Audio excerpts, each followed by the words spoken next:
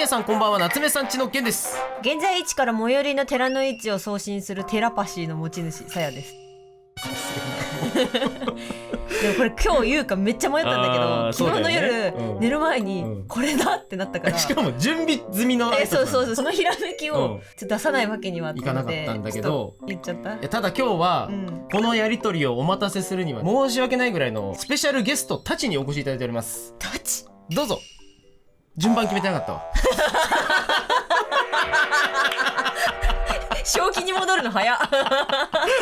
どうぞじゃねえよってごめんなさい。じゃあすいません、ディスコードの一番上からお願いします。はーい、ピーマル様です。なんで呼ばれたのかわかりません。お願いします。はい、イラストレーターの斉藤直樹です。よろしくお願いします。お願いします。はい、ということで、漫画家開店休業中のりプロ社長の佃井のりおです。よろしくお願いいたします。お願いします。お願いします。とんでもねえ豪華なメンツ集まっちゃいましたけど、集まっちまってますよ。今回ですね、このメンバー集まっていただいたんですけど、なんと今回案件でございます。いやありがとうございます。ありがとうございます。お金やめなあんまさいね。そういうこと言わないのよ。言わないのよ、案件中に。ダメよ。みんなやめなさい。大人の事情が。はい、今だいぶピー音入ってたね。ああ、そうだね。やっぱ編集って便利だよね。ほんと便利です。よよかった動画で、ほんと同じこと言っちゃった。はい、今回ですね、なんとゼンレスゾーンゼロさんからいただいております。ありがとうございます。ありがとうございます。皆さんゼンゼロご存知でした？もちろん。わかってる。あ、よかったよ。分かってる面白いね。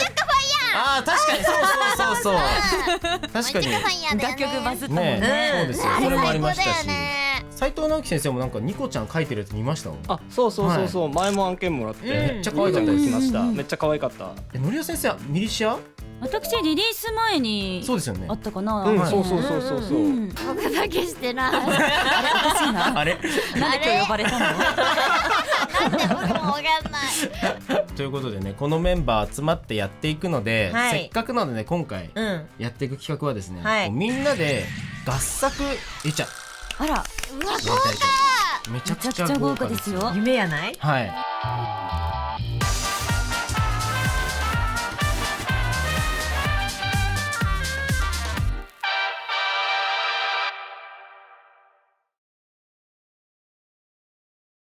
この豪華メンツを集め、みんな絶妙な緊張感を感じながら、ちょっとゼンゼロのねキャラクターを描いていこうかなという企画でございます。よろしくお願いします。よろしくお願いします。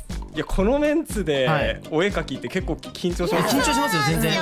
ゲンさんってYouTube の企画すっごいいっぱい貯めてるんですけど、その中にそうそうたるメンバーで合作をしたいっていうのが1個入ってて、入ってた。そう叶っちゃったじゃん。確かに。じゃあゲンさんが呼び寄せたっていうことですか？いや、でも違うんですよ、それが。あ、違うんだ。自然とこのメンバーでのお声掛けがあったっていう、もういろんなねご縁がありまして、なんだかんだ面識は皆さんお互いありますよね。皆さんありますもんね。このメンツで揃ったことがないということなので、すごい。はい、今日はなんかね、雑談しながらなどはいお声かけしていければなと思うんですけれども、ちょっと改めましてゼンレスゾーンゼロにちょっとねご紹介させていただければと思うんですが、ゼンゼロはですね、ほよばあさんが送る都市ファンタジーアクション RPG、でも世界でダウンロード数1億を超えてるっていう、すごいとんでもゲームです。すごい。もうそんな言ったんだ。そうなんですよ。もう1年ですよね、ちょうどね、今リリースから1年ぐらいで、パソコン、スマホ、PS5、Xbox で全部データ共有が可能で、どこでも基本無料で遊べるゲームとなってます。我が家は PS5 でやってますね。はい、うちね PS5 でやってますね。そうなんだ。でたびたび我が子にコントローラー取られて。取られますね。かわいい。でもね、そのすごいのが、我が子が適当にボタン連打してたら倒したんですよね。それぐらい簡単だった。そうなんですよね。びっくりしたんですよ。普通にキャラチェンしてたんですよね。すごい。戦闘中に。でも本当に簡単操作で割とスタイリッシュなアクションができたりとかね、世界観めっちゃいいゲームなんで、そんな中で今日は皆さんで書いていくんですけど、これもうねすでにいただいてるんですよ、このキャラ書いてくれっていうのを。もしかして次にみんなに見せたくてしょうがないキャラクターのことなんじゃないですか？そんなことあるの？振りが立てすぎでしょ。まさにその通りで、この後ねなんとシーズン2が控えてると、間もなく、でそこでね出てくるキャラクターも含まれているが、それ以外のちょっと S キャラだったりとか人気キャラもね、入ってるんで、じゃあちょっと発表していきます。のりお先生ですね、今回シーズン2から登場するちー夫婦、夫婦ちゃんとっても可愛いですね。この子可愛い。そう、虎モチーフのね女の子めちゃくちゃ可愛いんですよ。僕の次にそうだね、コンセプト的に黄色いし、系統的には近いかもしれないね。元気な感じだしね。確かにね、雰囲気はね。しかも投げっぱなしで終わる。投げっぱなし。でそして斉藤直樹先生はエレン・ジョー。はい。わあ、めっちゃ楽しみ。めちゃめちゃ人気ですよね。そうなんですよね。しかも超人気キャラですよ。めっちゃ強化が入るらしい。X でめっちゃ見るこの人。いや確かにそう、サメの子ですよ。でそしてピーちゃんは星見みやび。みやびちゃん。めっちゃ可愛いんですよこの子。作中ほぼ最強ですよこの子。大人気。最強キャラですね。でそして夏目さんち、僕がイーシェンというキャラクターが今回から登場する。これもなんかみやびちゃんと同様、なんかこう最強キャラみたいな位置づけで、らしいですね。でそしてさやがパンインフ。パンインフ。パンダちゃんです。パンダだ。いやなんか渋いんですよねこの人。なんか目をしっかり見ると結構渋い目をしてる。いやそうなんですよね。かっこいい。まあただね、ちょっとさやがわがままを言いまして、はい書きてんだこの人っていうのがいるんでしょさや。そのパンインフもすごいかっこよくていいんですけど、できれば人間描かせてくれないかなと思って人間も描きたいなと思って、全然のこと知らなくてもビジュアル見たらうわ、さやさん好きそうっていうキャラクターを選んでしまったら、なんと通ってしまいまして、春正くんでございます。素晴らしい。頑張ってくださいね。わがままって言ったら通るもんだなと思って、ということでね、こちら担当キャラが以上になります。なのでちょっと今から約2時間で書けるのかっていう不安も感じながらちょっとやっていければと思うんですけど、2時間制限時間なんだ。頑張ろう。一応制限時間2時間ということでわかりました。いければと思います。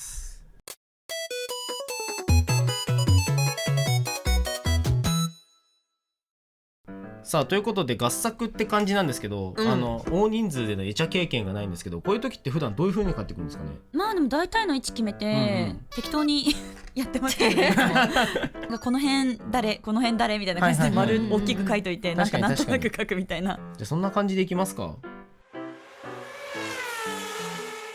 こんな感じかな。決まりましたか。 OK です。じゃあ行きますか。行きましょう。早速。はい。じゃあ皆さんいいですか。結構顔もう書いてる。もう全然フリー。始まってますよ。始まってる。もう戦いは始まってますよ。完全に出遅れてる。戦いは始まっているじゃないか。じゃあ便宜上よーいスタート。便宜上ね。編集点。行こう行こう。いやそうだからユーバスさんのキャラクター全部おしゃれでめっちゃ可愛いんだけどさ、いつもさここどうなってるのとかさ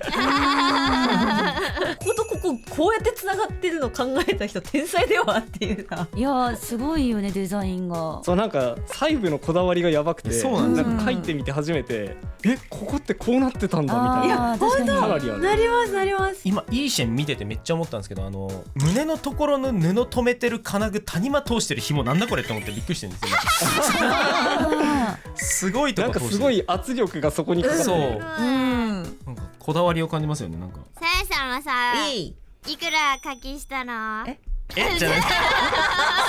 なみに全ゼロにガチの金額は3万円いってます。やばい。一旦3万。まだはいってます。今ちょうどピックアップに来てるヒューゴってキャラが金髪のメンズで後ろの髪がすごい長いんですよ。で戦闘中動くと頭をちょっと下げた状態でこう後ろに引くモーションがあって、その時にその後ろの長い髪がこう前にこうたなびく、本当に 0. 何秒とかの動きなんだけど、それがめちゃくちゃ好きで敵だね。これ3万円だわってやめろ、キャラクターのこと3万円っていうの。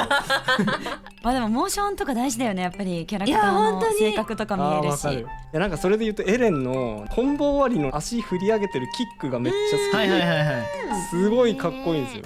なんかあれでなんか敵凍らせたりするんだけど、やばかっこいいと思って、なんかそこだけすごいなんかリピートしてみちゃった。なんかさはい最近ちゃんとした休み方っていうのがちょっと待って人生相談全ゼロの話題から急に人生相談やばいやばいやばいやばい、いや全然いや人生の達人みたいな人しかいない大人いっぱいいるなんか大人今日いっぱいいるよ。なんか何にもしない日を作りなさいって言われて、でも何にもしないって何ってなって、確かに何しちゃダメなの？まあ仕事しちゃダメなんじゃない？多分お絵描きも仕事だからそれもダメなんじゃない？あ、ダメだ、お絵描きはダメだ。でもゲームももしかして今後お仕事につながってくる可能性もあるから、そうだよねそうゲームもやめた方がいいし、なんか外に出たりとかするともしかしたらなんか宣伝とかになっちゃうかもしれないから出ない方確かがいいにし。今度それをね動画で話すかもしれないからまずい、それは。何にもできないよだれ垂らしながらぼーっとしてるしかない。光合成でも確かにな何にもしないってマジでむずいですよね。いや、そうなんですよ。 YouTuber って人生を売り物にしてるから何しててもダメっていうか確かに仕事につながりがち。確かにでもなんか逆に何もしないとそれがストレスなんじゃない？いやそうだよね。そうそうそうそうまさにそれ僕この間起きてめっちゃ暇な日あったんですよ、1日だけ。めっちゃ暇な日の後メンタルめっちゃ崩したっていう、体調を崩して逆にダメだダメだ。なんか暇すぎて何もかも不安になって急に体調悪くなったっていう。なんか旅行行くとそうなりません？ああわかります。旅行か。部屋とか片付けたら部屋片付けるくらいしかもうないでしょう。私たちがやって仕事にならないっていう。確かにその後ルームツアーしちゃダメだよピーちゃん。むずくないですか、そう考えると。何もしない。ねそうだね。何もしないってむずいね公園に行ってぼーっと座ったりするとか。でもそれも動画で話しそう。それで面白い人見つけたらアニメになってそうだもんね。いや、僕さ散歩してたらさ、はいうん友達に会ってさ、その友達が彼女にねドーナツあんしてもらっててね声かけれなかったなんでめっちゃおもろいこと起きてんの。タイミング。友達は気づいてん。いや、気づいてないの。あじゃあまだ知らないんだ。そうで誰にも言わないって決めてたんだけど、会う友達全員に言ってる。ねえスピーカーの極みでしょう。スピーカーいいか。職業病だよな。いやでもわかるな。だってエピソードトークメモってるもんねさやね。あ、メモってる。ああやっぱそうなんだ。あー、そっかでもなんか最近8割夢の話になってきてる。本夢日記みたいに当にねなってきた。本当に怖い。なん怖いか動画中にさやが今日変な夢見たんだけどってめっちゃ言うんですよ。フリーで喋るときにでめっちゃ言うんだけど、大体夢の話本当にさやオチがなくて。もう夢だからね。そうで編集さんからこう上がってくるんですよ、カットチェックが。でカットチェック上がってきた段階で絶対僕夢の話カットするんですよね。もういらないですって言って。かわいそうすぎる。そうだからね、なんかねそう話し損なの大体さや。こんなに一生懸命ですのに。せっかく話したのにいや本当ですよ一切使われないんだ。かわいそう。それで言うと今日も変な夢見たんですよ。カットされるカットされる。カットされる。試しにチャレンジする。面白いかもよ。もしかしたら。面白いかも。てか面白くしてくれる人がいるかもしれないあ、今日は。確かに。いけるかもよ。うん。いやでも今日は古い日本家屋でやってる謎解きゲームみたいなやつにゲンさんと一緒に参加して、はいはい、結構怖い置物とかが置いてあったりとかする謎解きなんですけど、夢の中のゲンさんなんかすごい優しくて、夢の中のゲンさんってなんかトゲがある。優しくないみたいな。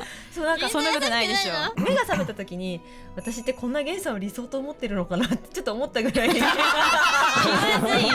あるだろ。そうだってなんかその怖い人形とかがあったら、ゲンさんが「あ、この人形すごい怖いからさや見ない方がいいよ」っつってなんかすごい全部に配慮してくれるっていう気遣ってくれてる。優しいってなって確かにそこまでは言わないよ。そうスパダリじゃん。スポドスポドリじゃないスパダリ。スポーツよ美味しい。リって何？スパダリはスーパーダーリンの略だね。覚えとこう。いいよ覚えなくて。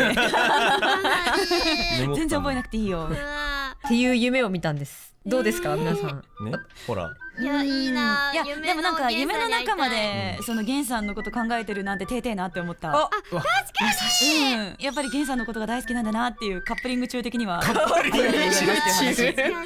別の視点だったす。ごい新しい視点。新しい視点来た。夫婦が仲いいとニコニコしちゃう。確かに僕めっちゃ好きなエピソードがあってゲンさんとさやさんのお恥ずかしい。あなんかありのましたっけ？ゲンさんが、はいさやさんがいない場所に行くと空気が薄くて死ぬってあ何気が薄くてめっちゃ可愛いんだけど。なんかね一人でいたくないんですよねゲンさんね。だからなんかなんなんだろうね。なんか立ち位置が分かんなくなるんですよね急に自分の。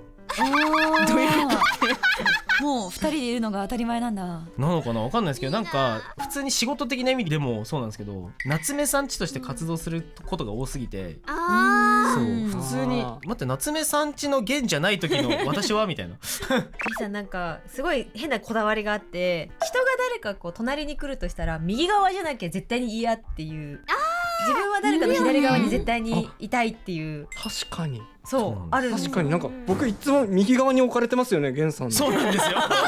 気づきました。確かに気づきました。斉藤直樹先生と撮影だったりプライベートで会った時も絶対右側に、絶対右側だ。そう別にもうなんか悔しい。仕組まれてたんですよね。そうなんです。そんなコントロールされてたんだ。立ち位置を気づかなかったけどそうだったんだ。気づかなかった。やば。いやそうなんですよ。そうなんですよね。他の会社の方と一緒にお食事とかする機会とかも、私がいるからそれを自分でコントロールできるんですよ。そうだね。そっか。絶対に自分が座りたい位置に私を調整することではいはいはいはい。他のポジション人じゃなく取りがねて。うまくいくっていう。そういう意味で呼吸ができるっていうのもあるよねきっとね。確かにね。なるほど。感謝しています。そうかもね。そうなのかな。そうそう。大丈夫かまあでも斉藤直樹先生にバレてしまったわけですけど。バレちゃった。どうしよう。多分次から次回から左に行ってやる気まずい今度。でもなんか羨ましいな、なんかそういうなんていうの、なんか特殊な性癖みたいな。性癖なんですかこれ。絶対性癖じゃない。なんかそういうのあった方がちょっとアーティストっぽいですよね。めっちゃでもそれなんかアーティストっぽさはなんかわかるな。僕何にもないから。そうです。そんなことないですよ。そう一時期探してたんですよ。なんか変わったとこないかなと思って。自分が何もないんだよ。普通じゃん俺と思って。変わってる。確かにそうそれ探さないんですよ。確かにそうそれが変わってるのかもしれない逆に。だからなんかそういう人のエピソードを聞くたびにわあなんか羨ましいなって思いながら指くわえて見てるんですよ。あ見てるだけなんだ一旦。見てる。俺にはないなみたいな。でも周りにいる人間結構困りますよ。変わってると。なんかほらさあ右こっちもうそこ座ってないで早くこっち来てとかって一回座ったのに座席から出されるんですよ。そこじゃないでしょみたいなこと言われて、ええやろ別にっていうね。僕が夏目さん家に行った時にね、マスカットのお団子持って行きますって言ってあら夏目さん家がじゃあ鍋作っときますみたいな。鍋？そうお鍋を作っときますみたいなで行ったら僕チョコ持ってって夏目さん家がピザ全員嘘つき。誰も持ってないじゃん。誰も何も全員嘘つきじゃん。確かに面白い。確かに全員嘘つきやったんだあれ。そういえば確かに全然適当すぎるでしょ。でも会ってなくても誰もその場で会ってないじゃないですかって言わない。言わなかったね。みたいな。確かに優しい世界。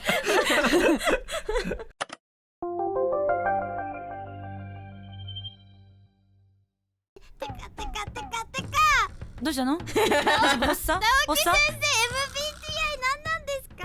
何を聞くなよ。何 MBTI って何？MBTI あれだ、なんか人間を分類するやつ。人間を分類する。もう人因が神だよ。神視点だもん。また人間なんかやっとるみたいな。直樹に変なこと聞かないでよ。何それちょっとやってみたいんだけど。あ本当ですか？斉藤直樹先生直樹今なんだろうな、巨匠じゃないかな。でものりお先生と源さん一緒。あれそうです。指揮官MBTI 指揮官。でもね僕ね討論者なんですよ今。討論者なんだ。そう変わるんですよね。めっちゃやりたい。でも今やったらダメだよね。ダメですね。15分くらいかかいいんですよ。いいですよ先生。でも確かにやってきてい先生ちょっと早い今進行早いから確かに直樹がやってるぐらいがちょうどいいい。かもしれない。ちなみにピーちゃんは何なの？僕は運動家です。ちなみにめっちゃ多いです。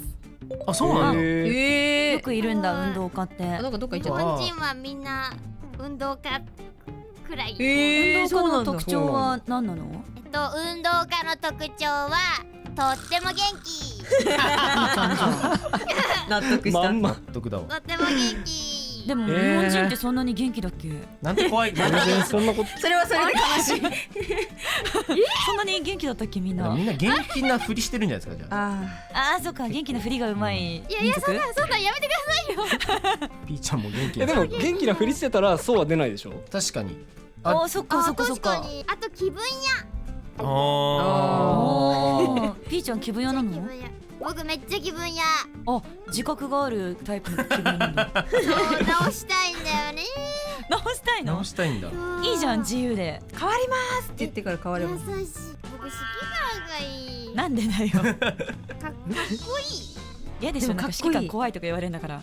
討論者も怖いですよ。そう、なんかね。確かに討論者喧嘩しがちなんだよね。そうなんですよいやでも討論者ってめっちゃ面白いんだよ。そうなの。そうなんだ。ピーちゃんそう自分のやつ以外めちゃめちゃ褒めるじゃん。いや僕めっちゃ全員憧れで。完全に隣の芝すぎるでしょ。嫌なんだよ。運動家の人に失礼だから。やばいやばいやばいやばいやばいやばいやばい。でもやっぱりめちゃくちゃ話しててめっちゃ気が合うなっていう人全員運動家。ああ、ーやっぱりそういうもん同じ人はやっぱそうなんだ。じゃあ元気な人と気が合うんだ。あ、そうもうバーみたいな。ごめんね、元気なくて。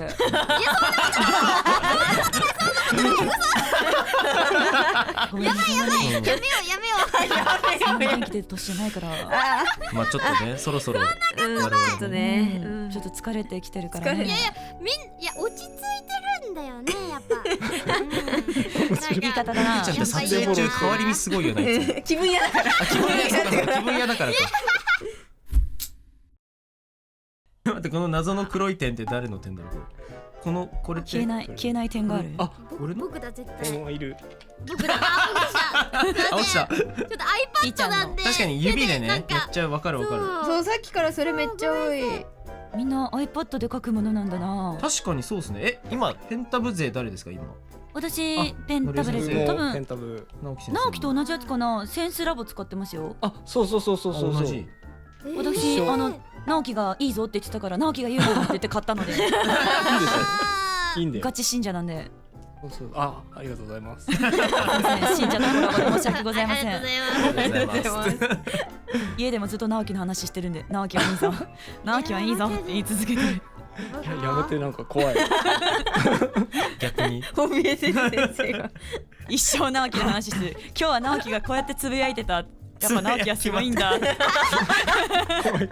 怖いあれでしょ。怖い怖い怖い。直樹おはようって言ってるんでしょ。そんな直樹が写真アップしてくれて、直樹おはようって言って変な汗かいてきた。配信でもずっと直樹はすごいって話してるから、それはね、そうなんですよ。間違いない。みんな直樹の動画を見ればいいのにって。わかる。なんかイラストレーターじゃなくて本当にイラストレーターじゃない人でもためになるいや話してるから。本当に本当にめちゃくちゃいい。メンタルおかしくなったら直樹の動画を見ろって言って。変なこと言えない。ちゃんとしよう。直樹先生には世の中を救ってもらわないといけないので。重たくなってきた。そんな役目は背負ってないはずなんだけど。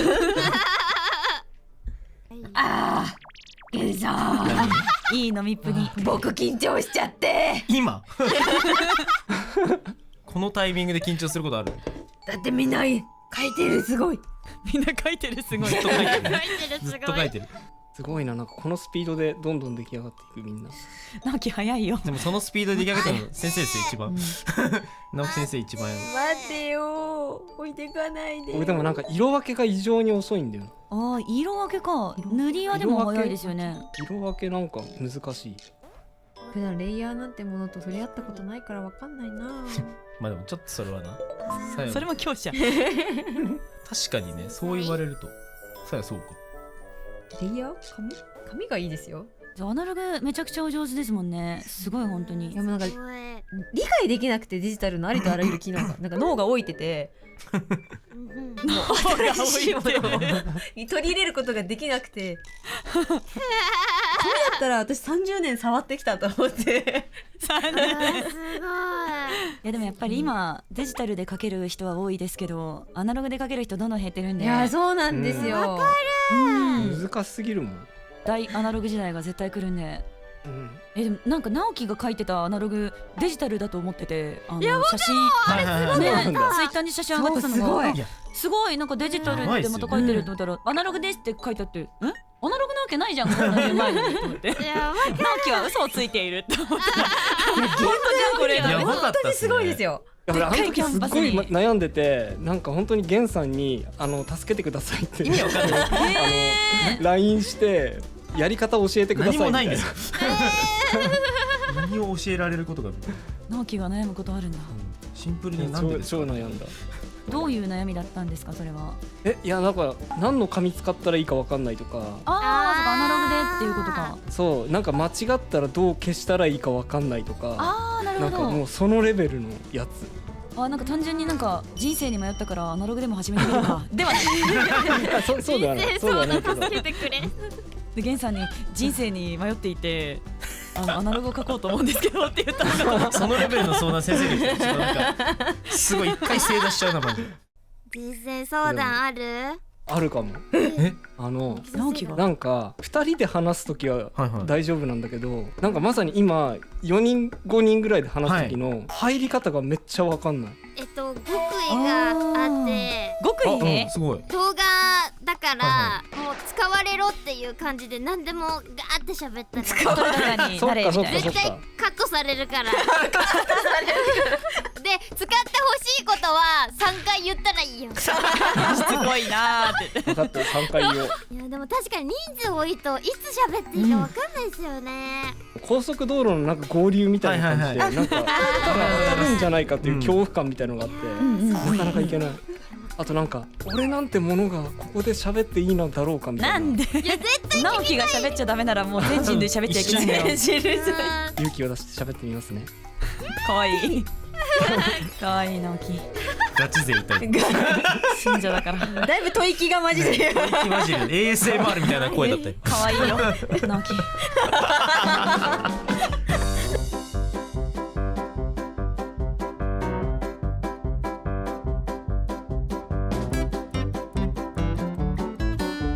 みんな早いな。ちょっとみんなの身を割と直樹先生止まれ。直樹が早すぎる。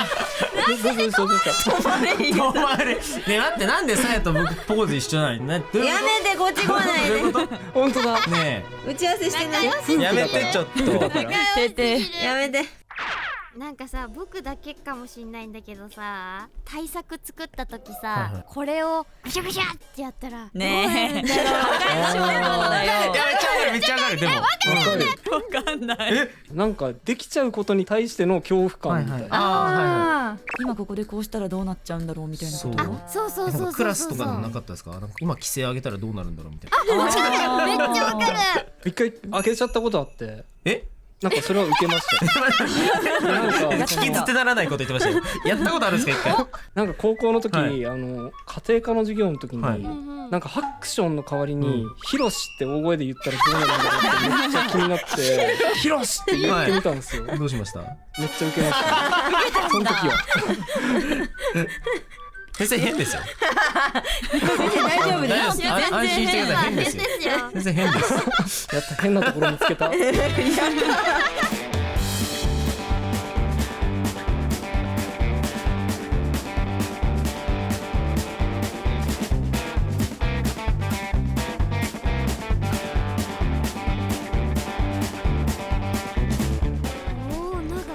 ごい。どんどんできている。ここで僕がクシャクシャクシャってやったらみんなどうなっちゃうよ。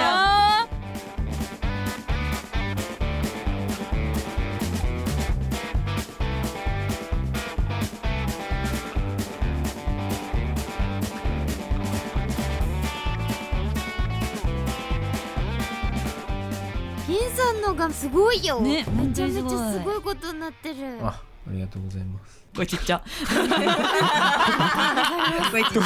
じゃあ僕なんか褒められてもなんか反応できないんですよねいつも。苦手っていうか変なんですけど。小学生じゃん。でもなんか男性描きさんは多いかも、そういう人。そうなんかうっすみたいな感じになっちゃうっていうマジで。選手は結構なんか絵を褒め合うっていう文化がもともとあるから「まるまるちゃんね可愛いみたいな「まるまるちゃんのも可愛いよね」みたいな感じで盛り上がるのがうっすだけど男子たちはやらないから。確かに男同士でなんか褒め合うのないかも。なんか褒めないことはないと思うんですけど、なんかちょっっとなんかケンさんのもめっちゃいいよみたいなない。ないち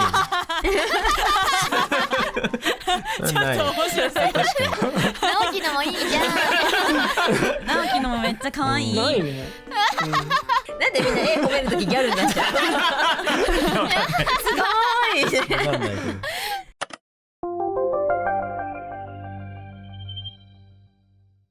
はい、ということで、はい、完成しました。完成です。ありがとうございます。お疲れ様でした。お疲れ様です。ちょっと2時間を超えて2時間半ぐらいちょっと楽しすぎて帰ってしまったんですけども、めっちゃお話できてすっごい楽しかった。楽しかった。7割ぐらい使えない話してたんですけど。ということで今回ね出来上がったこの全ゼロコラボの合作イラストこちらです。でどん。いやーすごいいいんですか、こんな豪華なことがあって。もう販売した方がいい。これは本当にオークションした方がいい。キャンパスアートとかにしてほしい。したい、思い出にしたい。売るとかじゃなくなてかもう売りたくない、私だけのものにしたい。この思い出を動画も出さずに。いやなんかこの密度でエチャすることないから、そうですよね、本当に確かに迫力がやばいですね。みんなそれぞれ絵柄がちゃんと出ててやっぱめっちゃ面白いな。ね、面白い。さあということでね、こちら全ゼロなんですけども大型アップデートが入るということで、今画面に出てるようなね特典が皆さんもらえます。そしてこちら30連ガチャとアキラとリンのね主人公の兄弟のコスチュームも無料で獲得可能になるということで、ぜひ皆さんこの機会にね全ゼロ概要欄に貼ってありますのでチェックしてみてください。はい、でそして今回シーズン2の先行 PV 映像もいただいてますので、最後にちょっと皆さんで一緒に見ていければと思います。こちらです。見たい。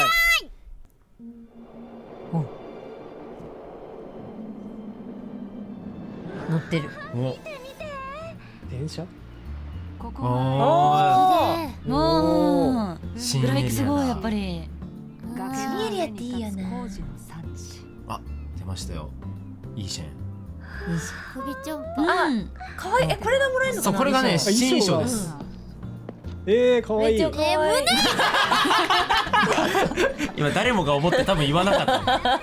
一応言わなかったんだけどな。気になっちゃいますね。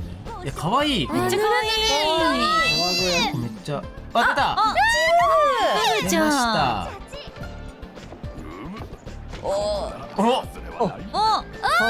パンダくん来ましたよ。パンインフ曲もよ。ね。かなりやっぱりこう背景めっちゃいいですね。街の雰囲気がね最高。二人ともめっちゃ中華風のコスチュームにねなってるんだ。不穏出ました。またこの絵めっちゃ可愛い。いやかわいよ。フォローに始まり市街に及ぶ災いさ。災い。すごい凝ってるな。今後可愛い。ちょっとホラー要素がね、ちょっとなんかダークな感じも。いい顔です。全キャラいい。いや本当ですね。僕結構この子気になってるんですよね。この尻尾いいね。この子気になるんですよ。かっこいい。目か。そうなの。やば。さんの好きな。いいですね。眉間のシワ男。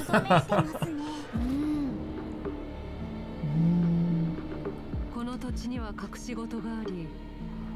うわ出た、こういう感じのだ。話気になる。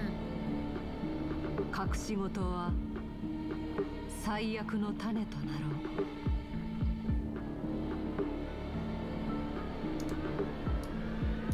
頭がこんがらがっちゃいそう。なにさっきのこの調査ひーちゃんの思い出してしまった。おっぱいが一発出してきた。ってこと？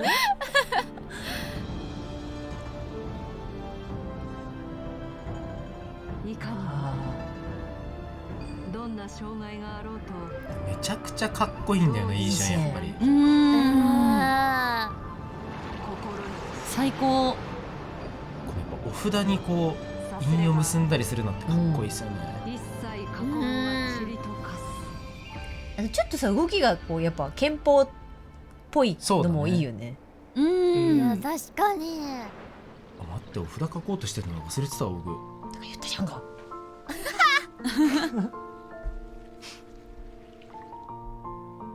そんなことがあったんだ。なんとも忘れがたいね。気になるところでめっちゃ鳥肌立った。